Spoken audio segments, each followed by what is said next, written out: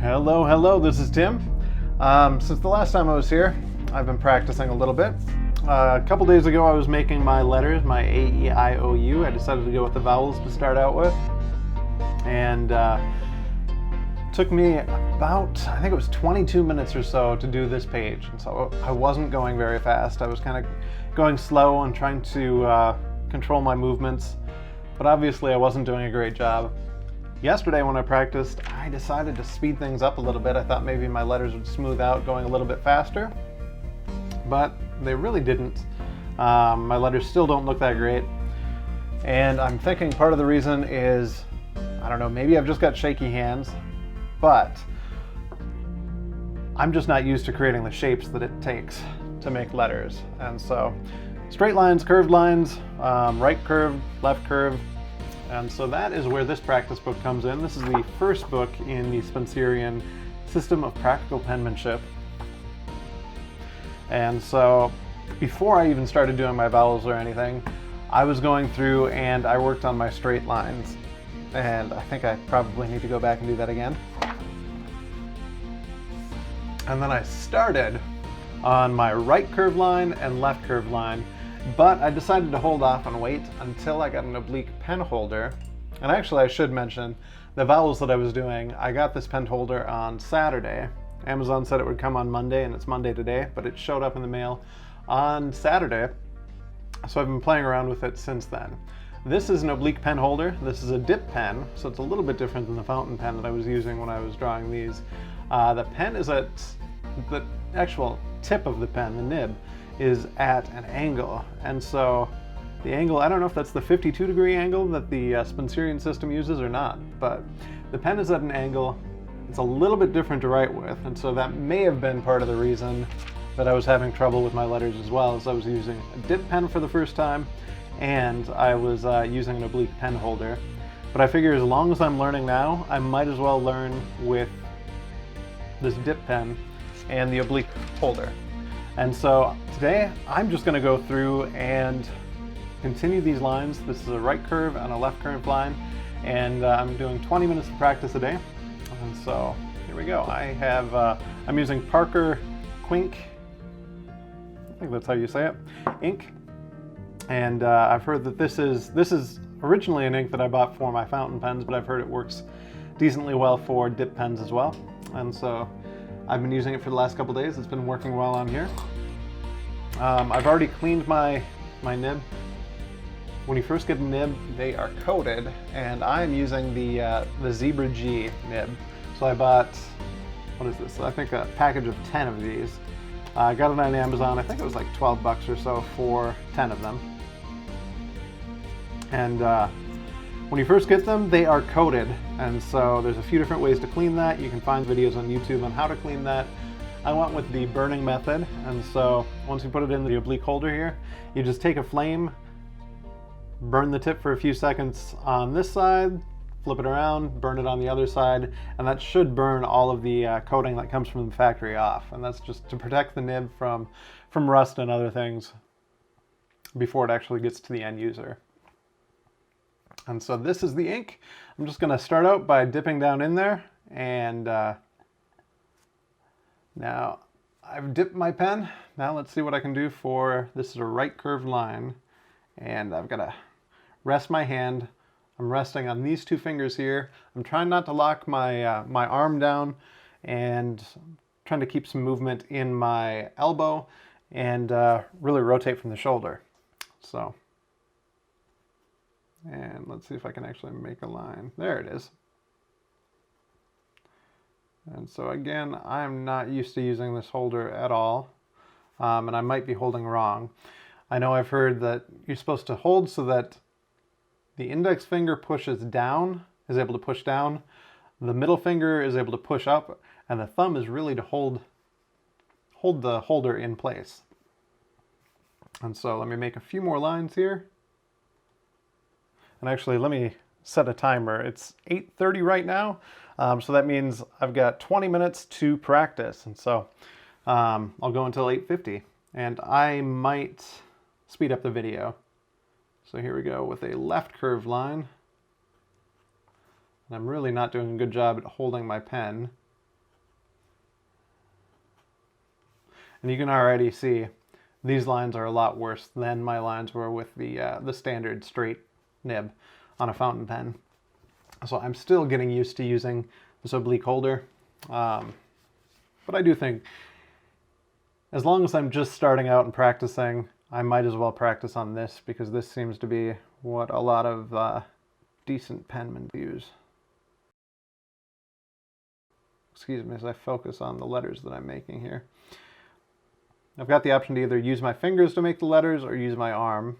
And so I'll try this line I'm going to do with fingers. This next line I will as well. Okay, so we're going back to a right curve. And let's see if I can get that in the camera there. Let me move my camera just a bit. Okay, there we go. So I'll dip again. I'll dip for every line. So here we go with a right curve. And I think this is why I was having such a big problem, is this pen, I'm just not used to holding this pen. And all right, now I'm bracing my arm a little bit more, still making the lines with my fingers.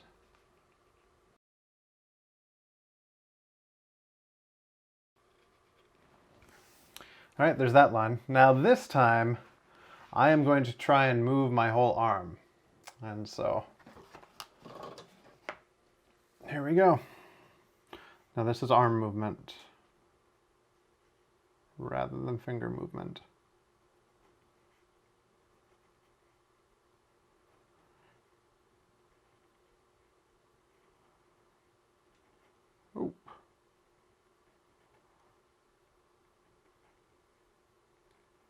I'm trying to make a right curved line, and you can see a lot of inconsistency here between my lines.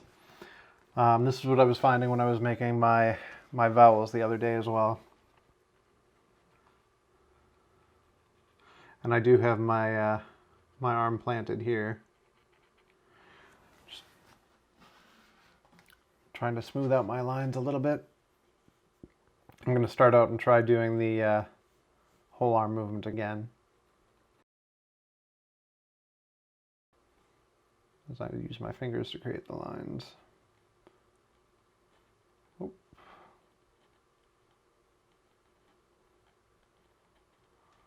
Boy, this is not going terribly well. This is the Spencerian copybook #1. The paper on this really isn't made for anything other than just thin lines, because you can already see here there's a little bit of feathering going on. And I wouldn't be surprised if it's bleeding through. Yeah, so you can see bleed through onto this first page here. And so my thin lines are not bleeding through that much. My thicker lines, those are bleeding through quite a bit.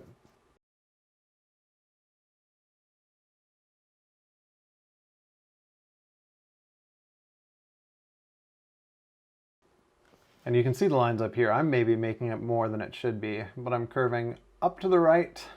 I guess this is a right curve, and then left curve curves up over this way. To me, that seems a little odd, saying right curve. You're actually, if you're going down the line, you're curving to the left, and then a left line, you're curving to the right. It's a little odd to me, but I'm sure there's a reason for it, and somebody can probably explain that to me.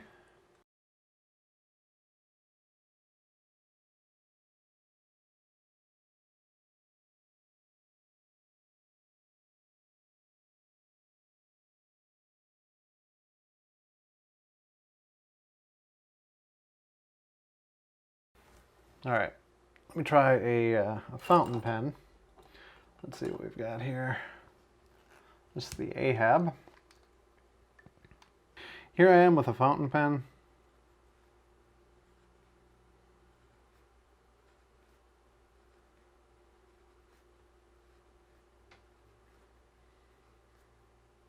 Still not pretty lines.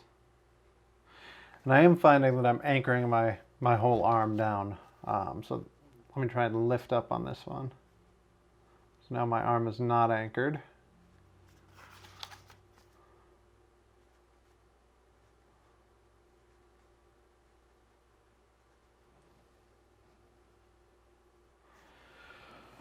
So All right, I'm switching back to the dip pen because that's what I really want to practice with. So fountain pen's going back away. Dip pen, I'm gonna dip. It's been dipped.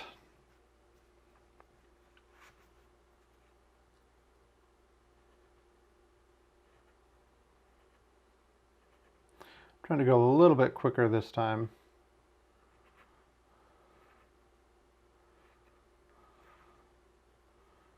Still using a lot of finger movement though.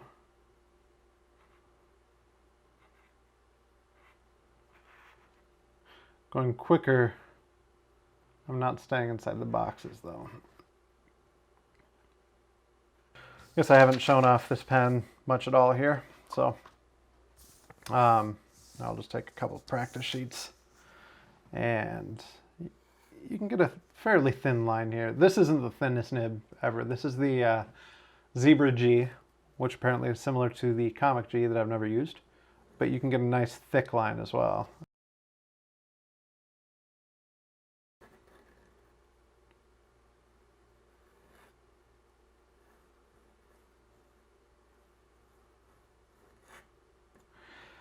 It's my name, Tim.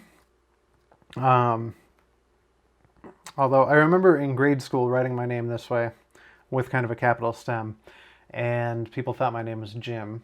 And so even though this looks nothing like a capital J, people are used to seeing printed letters, and that looks a lot like a printed capital J.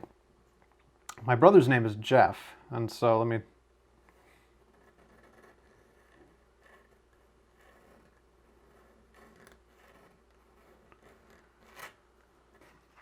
Got 2 more lines on this page.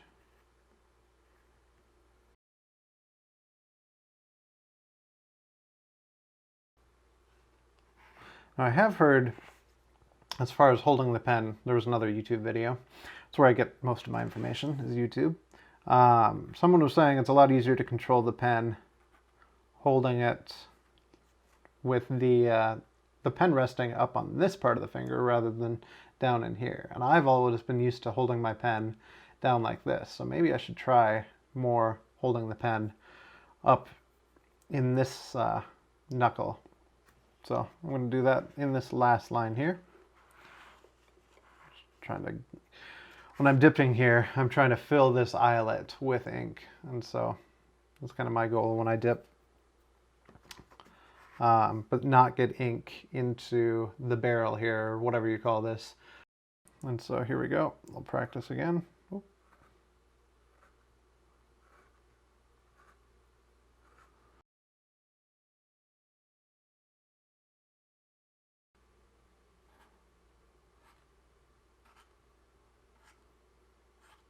Now I'm getting this at the top of all of my letters. Well, it is already 8:49, which has been almost 20 minutes of writing. I just finished this page of the copybook, so I'm going to stop in the copybook there. And then I'll just take my practice sheet where I was writing Tim and Jeff on here. And I'll just do my A-E-I-O-U. So...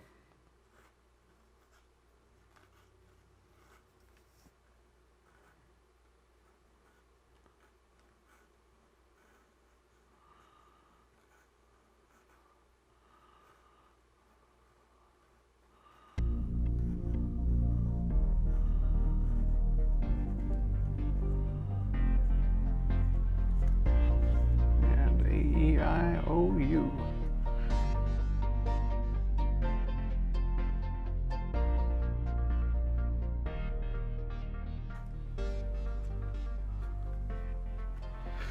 And here's this compared to yesterday. I was making them smaller yesterday.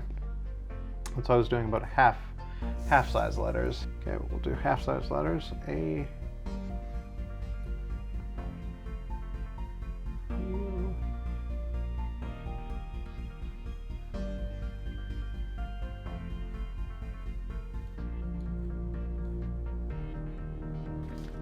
so there's my mess of a handwriting. A-E-I-O-U. This particular pen holder, this is for left-handers right-handers, you can put the nib in there pretty much however you would like. This is a cheap one. This is under $5. You can get it at Amazon. Pretty sure a lot of hobby stores you can probably find this, but this is the Speedball Oblique Pen Holder. I did order one at the same time I ordered this one. I also ordered a wooden custom-made lathe one that was super cheap. Got it for, I think it was like it was $15 plus shipping, and it was only like $2.50 shipping. So I paid like $17.50 for a wooden lathe-turned one that was made when I ordered it from Etsy, and I will put that link in the show notes here. Again, I'm just getting going in this, and I am interested in the writing. I would love to be able to write well. Right now, I don't have the skill, but that doesn't mean I'm going to stop practicing. I'm not going to stop trying. I'm going to continue this and see where I end up and see if my handwriting does improve. This is a journey. Journeys don't always go quickly, and so I will continue on. Thanks for watching, and if you want to see more, if you want to see how I progress, I post a blog every day, and on the blog you can see there is each day I post a video that I find on YouTube that I found interesting. I'll post a video that I've watched, and you'll see that if you click on the blog, go to any of the days are all listed, day 1, 2, 3, 4, 5, 6. Starting with day 3, I started posting YouTube videos. They are in the right sidebar, and there's one video per day of a video that I watched that day. And then I've been posting my practice sheets every day as well. And so once a week, I will be posting a video. So this is my video for this week. If you've got any comments, any suggestions for me, ways that I can improve my handwriting, like I said, especially with the oblique holder, my handwriting is awful right now. If you've got any suggestions for me on how to improve my handwriting, let me know. I can use all the help that I can get. Thanks for watching. I'll keep practicing, and I will keep on posting blogs every day. So check out my blog, penman.timothylarson.com. Talk to you later. Bye.